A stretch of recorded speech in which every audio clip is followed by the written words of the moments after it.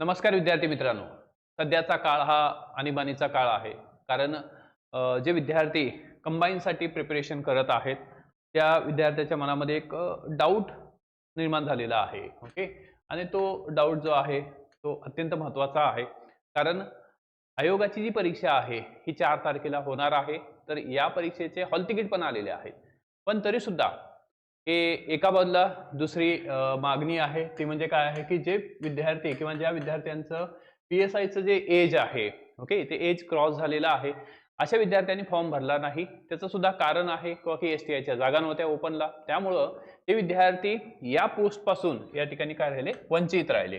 आणि ही जी मागणी आहे किंवा की वय वाढवण्याची जी मागणी आहे, ओके, ती वय वाढवण्याची मागणी ही जेव्हापासून ॲड आलेली आहे तेव्हापासूनची मागणी आहे. आणि यामध्ये ही सरकारची जबाबदारी आहे की त्यांनी लवकर रिस्पॉन्ड करणं गरजेचं आहे किंवा ते आधीच करायला पाहिजे होतं की हे जे वय वाढीचे जे काही इश्यू आहे तो या ठिकाणी किंवा की वय किंवा पी-एस-आयचं वय हे वाढवणार आहेत का नाही. ओके. आणि सध्याच्या शेवटच्या लेवलला किंवा की याच्यामध्ये अनेक पार्टीचे नेते असतील किंवा या ठिकाणी विरोधी पक्षातले असतील किंवा सत्तेमधले नेते असतील, या सगळ्यांनीच या ठिकाणी काय आहे, सरकारला एक प्रकारे धारेवर धरलेलं आहे किंवा सरकारला या ठिकाणी ही एक्झाम जी आहे, जे 4 तारखेला होणार आहे, ती एक्झाम या ठिकाणी की पोस्टपोन, ओके, पोस्टपोन करावी अशा प्रकारची मागणी आहे. तर पोस्टपोन करावी ही मागणी नाही, परंतु या ठिकाणी की एज जे आहे पी-एस-आय साठी एज लिमिट वाढवावी. आता ऑब्व्हियसली जर एज लिमिट वाढवायची असेल तर काय आहे, तर या ठिकाणी ही 4 तारखेची एक्झाम एमपीएससीला म्हणजे सरकारला पोस्टपोन करावी लागणार आहे. ठीक आहे. तर यामध्ये की आतापर्यंत कुठल्याही प्रकारचं अपडेशन किंवा या ठिकाणी एमपीएससी मार्फत आलेलं नाही, परंतु एमपीएससीचा इतिहास बघितला मागच्या याच्यामध्ये तर रविवारी एक्झाम असेल, संडेला एक्झाम असेल, तर पार शनिवारी सुद्धा ह्यांनी काय केलेली आहे, पोस्टपोन केलेली आहे. त्यामुळं ही एक्झाम पॉसिबिलिटी आहे की या ठिकाणी ही एक्झाम पोस्टपोन होऊ शकते. ओके, पॉसिबिलिटी आहे, एक्झाम पोस्टपोन होऊ शकते. कारण सरकार या ठिकाणी या विद्यार्थ्यांच्या फेवरमध्ये आहे. कारण निश्चितच जे विद्यार्थी ज्यांचं एज हे जे आहे हे या ठिकाणी ह्या क्रायटेरियामध्ये बसलेलं नाही, त्यांना या ठिकाणी निश्चित हा त्यांच्या लाईफचा प्रश्न आहे.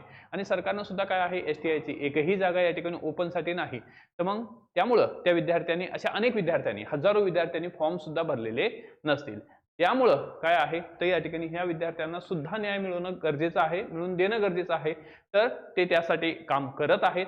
तर सरकार या ठिकाणी ह्याला योग्य रिस्पॉन्ड देईल, सकारात्मक रिस्पॉन्ड देईल आणि ही जी एक्झाम आहे ही मे बी पोस्टपोन होऊ शकते. ठीक आहे, पॉसिबिलिटी आहे की एक्झाम पोस्टपोन होऊ शकते. पण हे होत असताना आपण काय करायला पाहिजे, तर आपण या ठिकाणी की तुम्ही फक्त टेलिग्रामवर राहून फक्त या ठिकाणी किंवा की टेलिग्रामच्या न्यूज वाचणं याला काही अर्थ नाही. तर शेवटच्या टप्प्यामध्ये एक्झाम या ठिकाणी पुढे जाऊ द्या न जाऊ द्या, परंतु या ह्याच्यामध्ये तुमचं जे स्टडी आहे तो तुम्ही आता सध्या रिव्हिजन मोडमध्ये आहात. तर रिव्हिजन मोडमध्ये तुम्ही तुमचं रिव्हिजन करणं गरजेचं आहे.